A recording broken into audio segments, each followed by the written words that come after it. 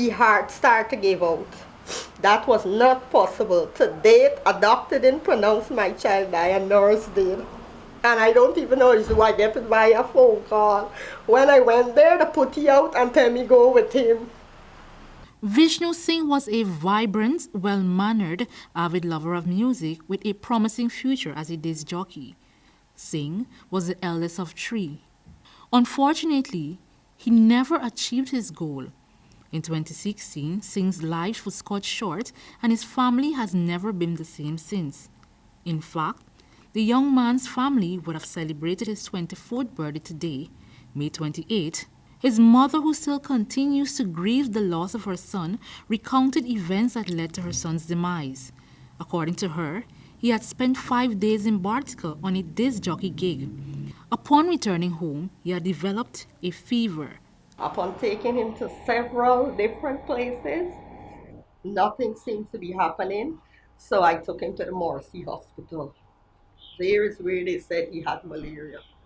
After numerous tests and medications, Dr. Abel Fernandez of St. Joseph Mercy Hospital told Mrs. Singh that her son needed 25 units of AB blood, a rare blood type. Not giving up hope, Mrs. Singh turned her attention to the social media to highlight her son's plight. She received an outpouring of support from friends, family, and strangers. Despite the blood donations provided, the doctor didn't use it, citing that he had an emergency at home that he needed to attend to. After spending several days in the hospital, his condition deteriorated. The ailing Singh had begged his mother to remove him from the hospital. She had opted to have her son transferred to the malaria section at the Georgetown Public Hospital, but her request was denied by Dr. Fernandez and the administration of Mercy Hospital. On the 5th day in hospital, my son stood up on the bed and said, carry me home, this man killing me. And they come and sedate him. Since then he never wake up. A nurse come and she released something in him. And since then, he said to me he has to intubate my son. Push the tube down his throat, break up his teeth in his mouth. 2 days after he died. No justice. The hospital can't tell me what happened. The death of Vishnu Singh was widely reported at the time, as his mother blamed the hospital for her son's death. October makes 2 years since his death, and Mrs. Singh still seeks answers regarding her son's death. To date, she has not heard from the medical council about the findings in their investigations, nor the hospital on the cause of death. Feeling frustrated, she even brought the matter to the then Minister of Public Health, Dr. George Norton. He noted that it was a private matter and the government could not intervene. Every time I visited, they said the matter is under investigation. They're going to contact me. 2 years going to be approaching. Nobody's selling me anything. I need justice for my son. No kind of money cannot repay me, but I want the doctor to be brought to justice. Do you know the doctor is still employed at the medical hospital? No, they said to me he's suspended. He's suspended. Yeah. Are you thinking because of the matter they suspended him and that is justice Yes. served for your child's death? That is not justice. Suspending him doesn't give me comfort. Because you're thinking this doctor can practice on He some other has an person. office in Mahaika where he practiced with his wife. I don't know if he's still doing it.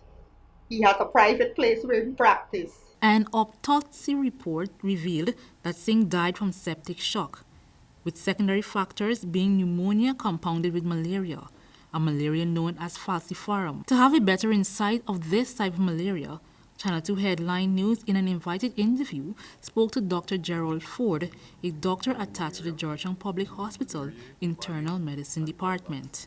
In Guyana, we got mainly falciparum or vivax. Falciparum, which is the most deadly type of malaria, can cause you to feel feverish, joint pains, among others, according to Dr. Ford. Vomiting, nausea, headaches. Right? Your spleen could get a bit enlarged, right? Based on the severity of the malaria, right? If you get falciparum, if you got falciparum malaria, and it's severe, you can go into a coma. You can go into some called cerebral malaria. Right? And there's a very serious form of malaria. And this type of malaria can lead to death. Can lead to death. In many cases. Yes. Do you know of I don't know, persons that had this type of malaria and died? Well, yes, we had patients that had cerebral malaria and died, but not recently. Mrs. Singh had provided a medical sheet with a list of drugs and other items that were administered to her son, which she believed was an overdose of 300 injections. Some of the drugs that he was using are using falciparum malaria. Okay. Yeah. So you won't be able to say if it was an overdose because it shows you no detail of if it was an overdose, and she was claiming 300 injections. No, based on this is an invoice. I wouldn't be able to tell if there was an overdose based on this, because it doesn't show the dose, it doesn't show the amount of times he was given the medication, it doesn't show the route by which he was given it. It was given intramuscular, subcutaneous, intravenously, oral. He just said he used artemether and injection, but we don't know how and how much he was given. So I can't tell based on this. While it's never easy for a parent to lose a child, Mr. Singh, who now battles with breast cancer, has yet to find closure.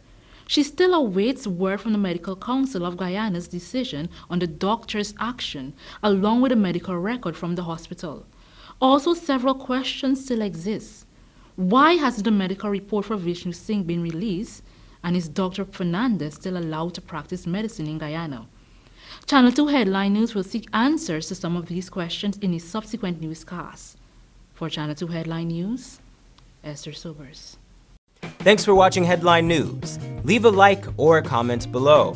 And for updates on the latest news happening in Guyana, click the subscribe button.